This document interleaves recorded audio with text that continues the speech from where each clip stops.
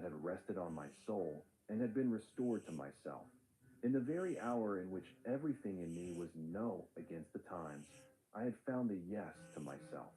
In the heart of Europe, the publication of my tragedy Jeremiah at Easter 1917 afforded me a surprise. I had written it in a spirit of exasperation against the time and had therefore to expect exasperated criticism. But just the contrary occurred. 20,000 copies of the book were sold at once, a fantastic quantity for a drama in book form. It received public backing not only from friends like Romain Rolland, but as well from those who heretofore had stood rather on the other side, like Rathenau and Richard Demmel. Producers to whom the drama had not even been submitted. A German production during the war was, of course, out of the question, wrote requesting that I reserve the rights for the world premiere for them after the war, and even the opposition of the bellicose manifested itself courteously. I had expected everything but this. What had happened? Nothing other than in 2.5 years of war, time had effected its own cruel sobering. After the terrible blood-letting on the battlefields, the fever had begun to abate. People were looking war in the face with colder, sterner eyes than during the first months of enthusiasm. The feeling of solidarity was loosening up because there was no observable trace of the great moral cleansing that had been rapturously prophesied by the philosophers and poets. A deep split divided the whole people.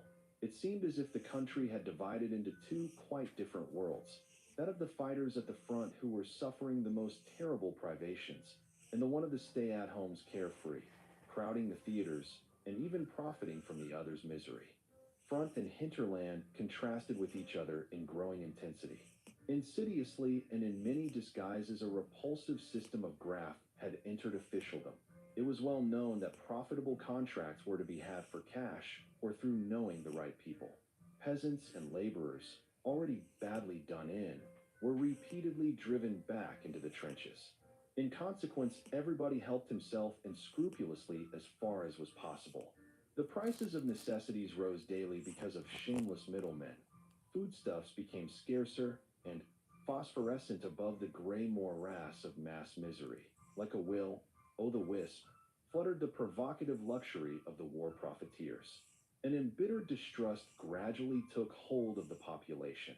Distrust of currency, of constantly sinking purchasing power, distrust of generals, officers, and statesmen, distrust of any report from the government or the general staff, distrust of the newspapers and their news, distrust of the war itself and of the need for it.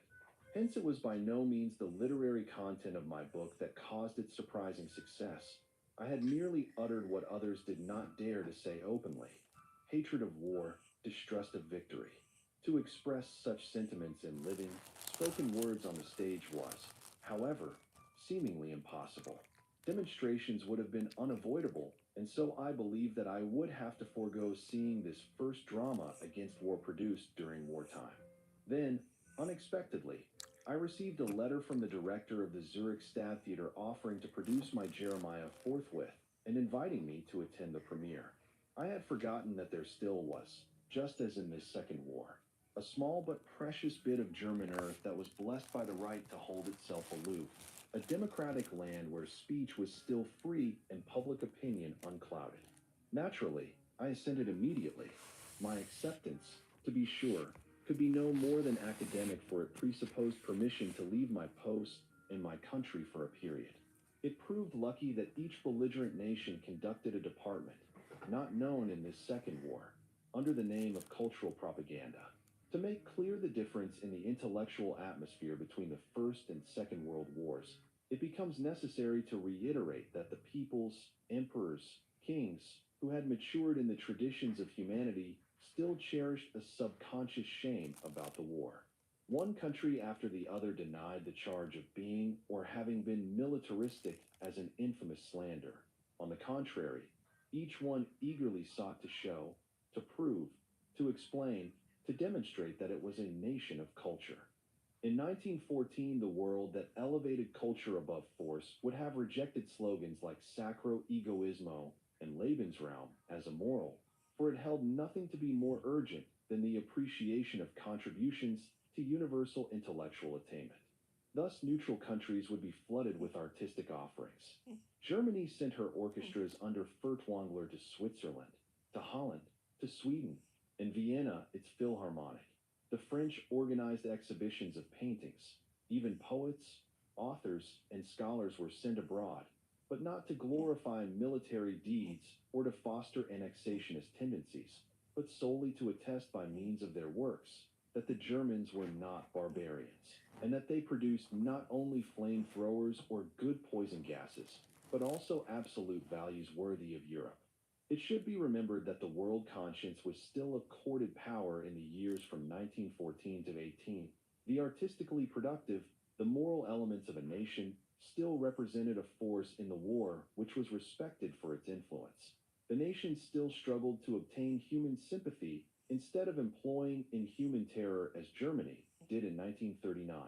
My application for leave to attend a performance of a drama in Switzerland, therefore, had a good chance of being granted.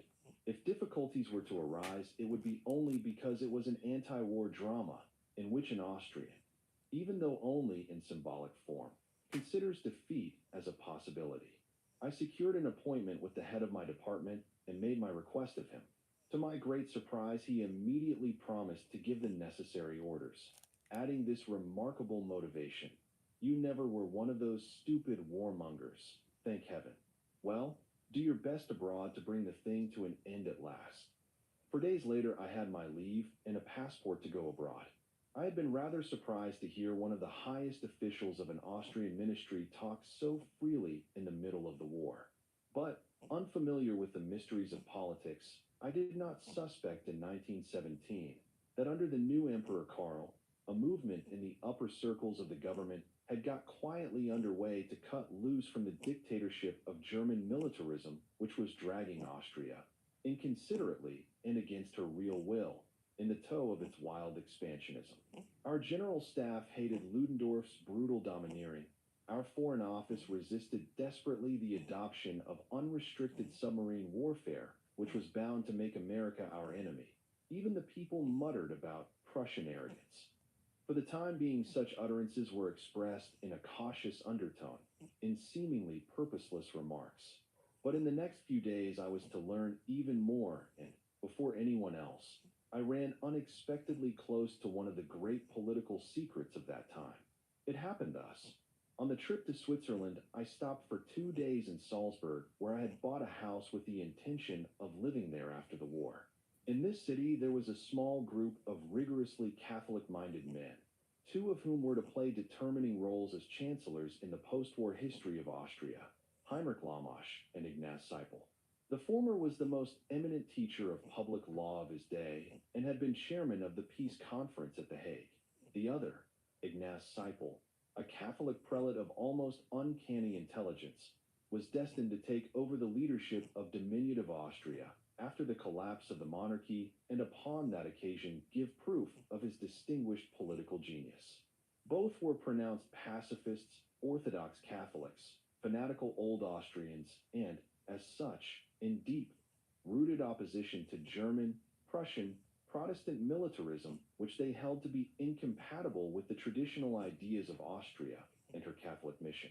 My drama, Jeremiah, had struck a sympathetic chord in such religious pacifistic circles, and Privy Councillor Lammasch, Seipel had just left town, asked me to visit him in Salzburg.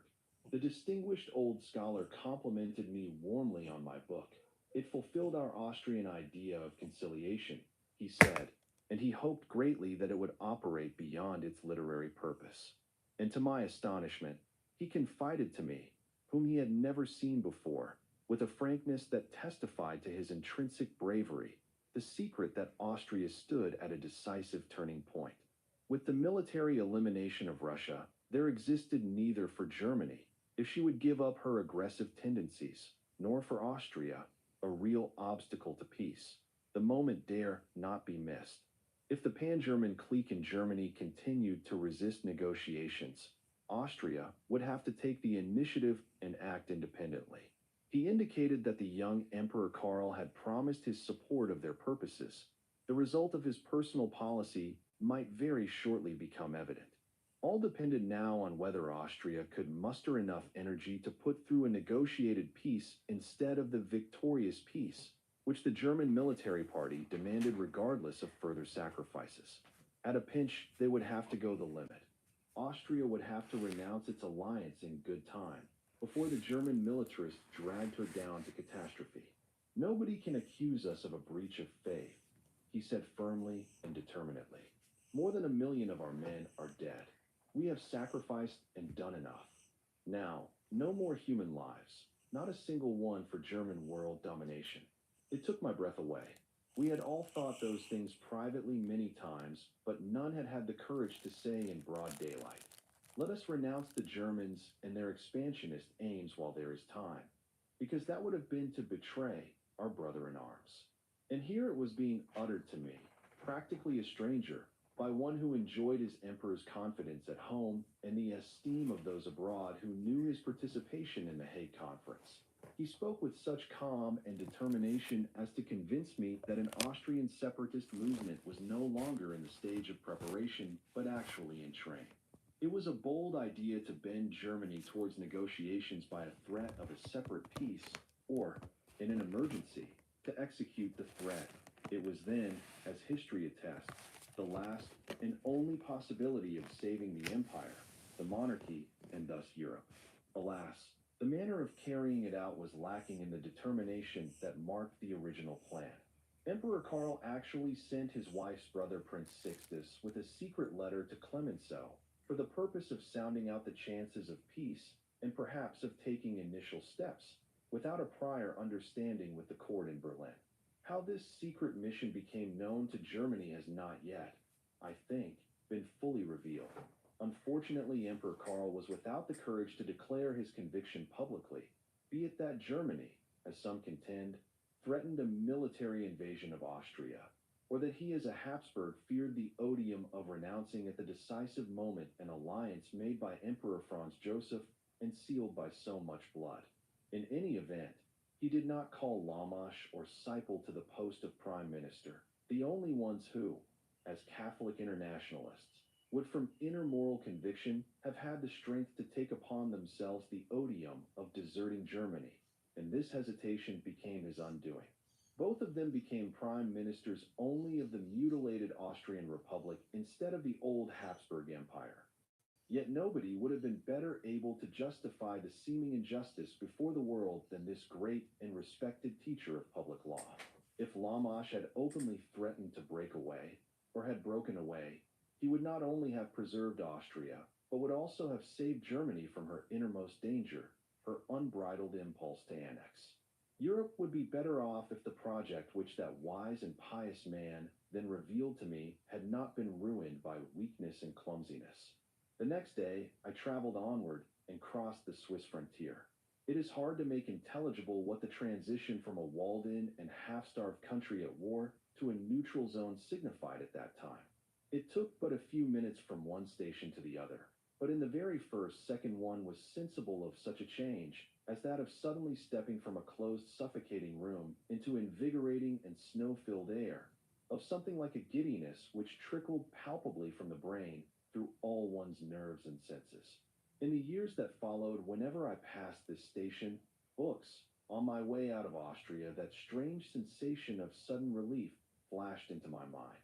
Passengers leaped from the train and found there, our first surprise, at the buffet, all the things which they had long forgotten as once belonging to the commonplaces of life. There were golden oranges, bananas, chocolate, and ham. Things which we were used to getting only by slinking to back doors were frankly displayed. There was bread and meat, obtainable without bread cards or meat cards, and truly like hungry beasts they attacked the cheap magnificence. There was a post and telegraph office from which one could write and wire and censor to the four corners of the world. There lay French, Italian, and English newspapers which one could buy and read with impunity. Here the interdicted was available, while 5 minutes distant the available was interdicted. The whole paradox of European wars became almost physically clear to me through this contiguity. In the tiny village beyond, the posters and signs of which one could read from here with the naked eye, men had been taken out of every little house or hut and shipped to the Ukraine and Albania, to murder and to be murdered while here, within eyeshot. Men of like age sat with their wives peacefully before their ivy-framed doors, smoking their pipes. I found myself asking whether the fish in this frontier rivulet were belligerents on the right bank and neutral on the left. In the moment of crossing the border, I was already thinking differently, more freely, more actively, less servilely, and on the very next day, I had evidence that not only our mental state, but our physical organism as well declines within a world at war, the guest of relatives.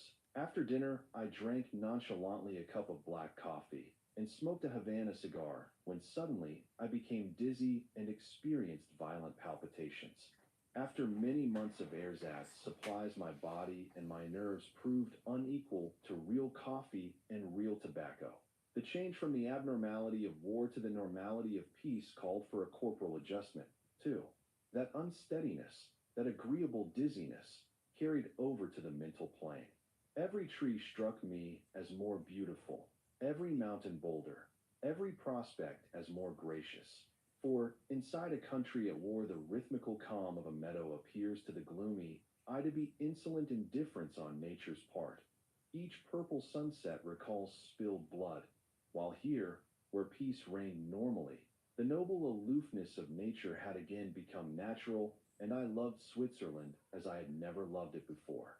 I had always enjoyed visiting the land, so magnificent within its small area and so inexhaustible in its variety. Never, however, had I been so conscious of the significance of its being.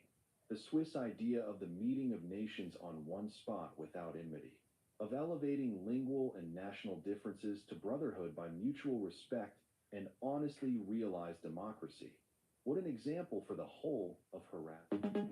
Refuge of the persecuted, the centuries-old abode of peace and freedom, hospitable to all opinions while faithfully treasuring its own particularity. How momentous the existence of this single supranational country for our world. I could well feel this to be a land blessed with beauty and opulence. None was a stranger in it. An independent human being felt more at home here in this tragic hour of world history than on his native soil. For hours at a stretch, I was driven to stride through the streets of Zurich and along the lake shore. The lights radiated peace. The population pursued life in quiet composure.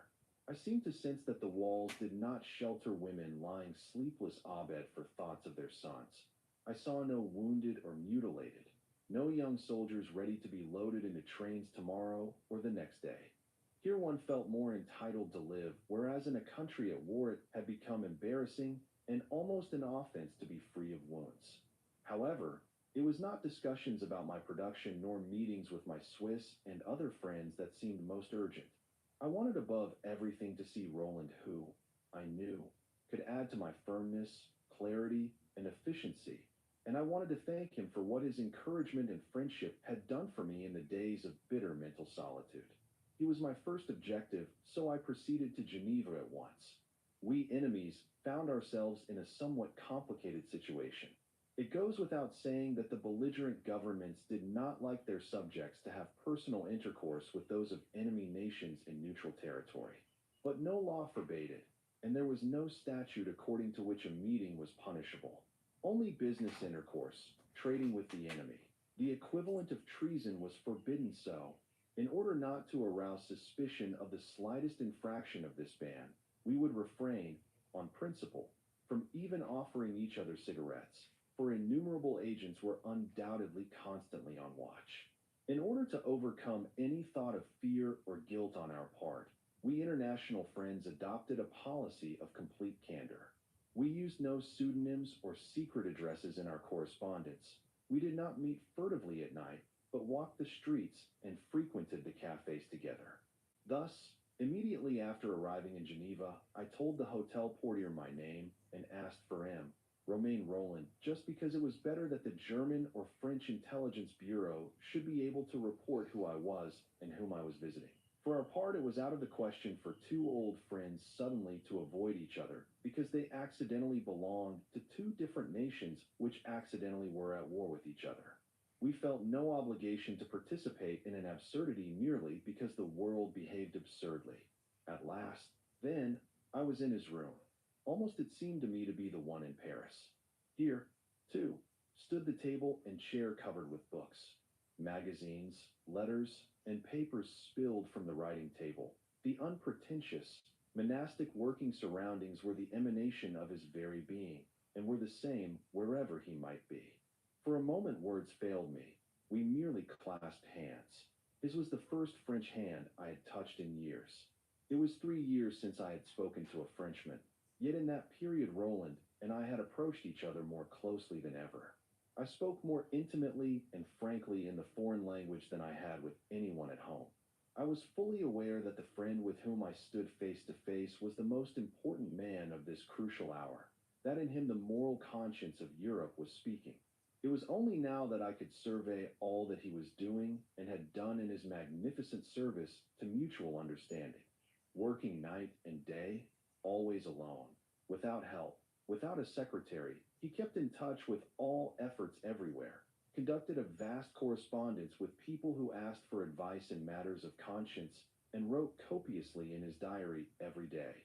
Like none other in his time, he was conscious of the responsibility of living in a historical epoch, and he regarded it as a duty to leave a record for the future. Where may they be today? Those many manuscript volumes of diaries which will once throw full light on the moral and intellectual conflicts of that First World War. Meanwhile, he published articles, of which every one excited international attention, and labored on his novel Clearamball. Devotedly and unsparingly, he staked his whole life on the great responsibility which he had assumed, to deal in every particular as an exemplar of human justice in the midst of mankind's insane fit. No letter remained unanswered. No pamphlet on current topics was left unexamined.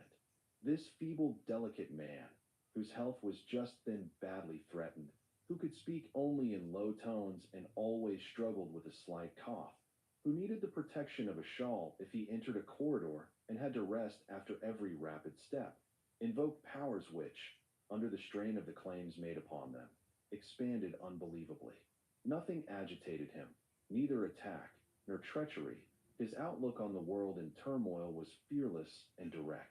In him I perceived the other heroism, the spiritual and moral, as in a living monument. In my book on Roland, it is perhaps inadequately celebrated on account of the reserve that we have about too high praise of the living. For days after I saw him in his tiny room from which invisible invigorating rays went out to every zone, I continued to feel deeply stirred and, after a fashion, purged, and I know that the uplifting, tonic, energy which Roland evolved through his almost single-handed battle against the insane hatred of millions is to be reckoned among those imponderables which defy calculation and measurement. Only those of us who were witnesses of that epoch know what his being and his exemplary steadfastness signified. It was he who preserved the conscience of a Europe fallen into madness. In the talks of that afternoon and the following days, I was touched by the faint mourning which clothed his words. It was the same as when one discussed war with Rilke. He was bitter about politicians and those who in their national vanity were insatiable in their desire for sacrifices from others.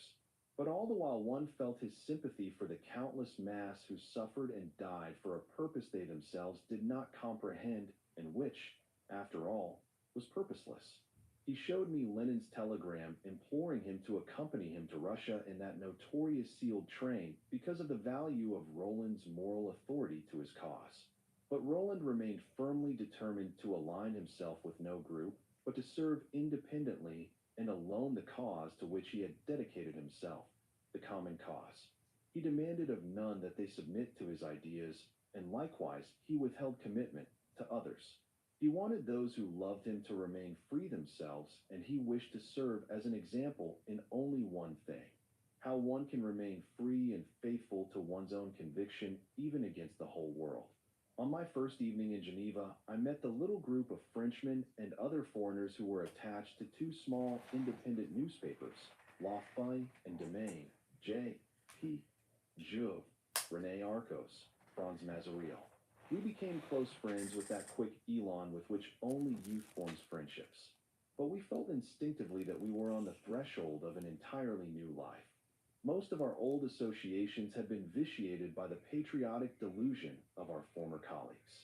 New friends were needed, and since we were drawn up on a common front, in a common intellectual trench, against a common enemy, an ardent comradeship formed itself spontaneously. After 24 hours, we were as close as if we had known each other for years. We were aware, we few, we happy few, we band of brothers, of the mixture of personal hazard and unwanted boldness that marked our association. We knew that 5 hours off, any German who spied a Frenchman and any Frenchman who spied a German fell on him with his bayonet or destroyed him with a hand grenade and was decorated for it. That millions on both sides dreamed only of exterminating each other, that the newspapers frothed at the mouth about the enemy, while we, this handful among many, millions, not only congregated at table peacefully, but in a spirit of genuine warm fraternity. We knew that this was against official rules and regulations. We knew that such frank manifestation of friendship jeopardized us in relation to our respective countries, but the very danger whipped our presumption to an almost ecstatic assent. We wanted to take risks, and we enjoyed the pleasure of those risks, for risk alone gave weight to our protest. I went so far as to join in a public appearance in Zurich with J. P. Jouve. The event was unique in wartime. He read his poems in French, I parts of my Jeremiah in German. The mere fact of our laying our cards on the table was evidence of the sincerity of our audacious game. We were indifferent to the opinion of our consulates and embassies, even if it meant that we had burned our ships behind us and, like Cortez, were unable to return home. For deep in our souls we were permeated with the belief that the traitors were not ourselves, but those who were false to the poet in his call at the fortuitous hour. And those young Frenchmen and Belgians did live heroically. There was Franz Mazariel who, before our eyes, carved a lasting pictorial monument of the war in his woodcuts against the horror of war, those memorable black and white prints which, in power and wrath, are not inferior to Goya's Desastres de la Guerra. By day and night, this indefatigable man produced new figures and scenes from the mute wood. His narrow room and kitchen were already piled with wooden blocks. Yet every morning a fresh graphic indictment of his appeared in the fight, none of them a charge against a particular nation, but all against the common enemy, war. It was our dream that these grim, gruesome pilloryings, wordless yet intelligible to even the lowliest, might, in leaflet form, be showered from airplanes in place of bombs on cities and armies. I am confident that the war would thus have met premature death. But the pity is that they appeared only in the little sheet, La Fin, which hardly got beyond Geneva. Whatever we uttered and attempted was confined within Swiss limits, and only became operative when it was too late. Privately, we were under no delusion about our powerlessness against the big machine of the general staffs and the political authorities. And if they took no action against us, it was perhaps because we constituted no danger to them, what with speech frowned upon and our field limited. But just our sense of fewness and isolation drew us closer together, shoulder to shoulder, heart to heart. Never in my riper years did I respond to friendship with such enthusiasm as in those hours at Geneva, and the bond has survived the years. The most noteworthy figure of this group, from the point of view of psychology and history, but not of art, was Henri Guilbeau. He was a living confirmation of the irrevocable historical law that in epochs of precipitate overturns, particularly during wars or revolutions, pluck and boldness often count for more in short periods than intrinsic worth, and impetuous courage in civil life can signify more than character and dependability. Whenever time hurtles forward in headlong rapidity, certain natures that know the trick throw themselves unhesitatingly on the incoming wave and thus get the start of others. And in those days there were many merely ephemeral personalities which time lifted over and beyond themselves, Bela Kuhn and Kurt Eisner, up to a point which their true capacity could not match. Guilbeau, a slim, blond, little man with sharp, restless gray eyes, and the gift of gab, was not a gifted person, even though it was he who had translated my poems into French almost a decade earlier. I must frankly denominate his literary ability as inconsiderable. His command of language was not more than average. His education was not profound. His entire power lay in controversy. He was one of those unfortunate people who always have to be against something, no matter what. He was satisfied only when, like a naughty boy, he could raise a row and charge against something that was stronger than himself. In Paris, before the war, although a good-natured lad, he was always involved in some contentiousness against literary movements or writers, then hung around the radical parties, but none was radical enough for him. Then, with the war on, as an anti-militarist, he had suddenly encountered a gigantic adversary, the World War. In the light of the fear and cowardice that marked the majority, his bold and audacious manner of entering the fight gave him a momentary importance, even indispensability. The danger that frightened others was the very thing that tempted him. In contrast with the performance of others, his great daring served to stimulate his literary and controversial abilities to an abnormal level, and gave this otherwise unimportant writer a sudden greatness. A phenomenon not unlike that disclosed among the petty attorneys of the Gironde during the French Revolution. Where others were silent, where we ourselves hesitated and pondered every project, he would act. And it is to Gilbo's lasting merit that he established and conducted the only anti-war periodical of the First World War of intellectual substance, Domain, a document to be studied by all who wish really to understand the spiritual tendencies of that epoch. He supplied what we needed, a center of international, supranational discussion in the midst of the war. Roll. His backing fixed the importance of the paper, and his moral leadership and his connections afforded Gilbo the best workers in Europe, America, and India. Furthermore, Lenin, Trotsky, and Lunacharsky, revolutionaries then still in exile from Russia, trusted Gilbo's radicalism and contributed regularly to Domain. For a year or two, the world knew no more interesting or more independent periodical, and if it had survived the war, it might have become a positive influence on public opinion. Meanwhile, Gilbo undertook the representation in Switzerland of those French radical groups, which Clemenceau had rudely gagged. At the celebrated congresses of Kienthal and Zimmerwald, at which the internationally minded socialists separated from those who had gone patriotic, he played a historic role. No French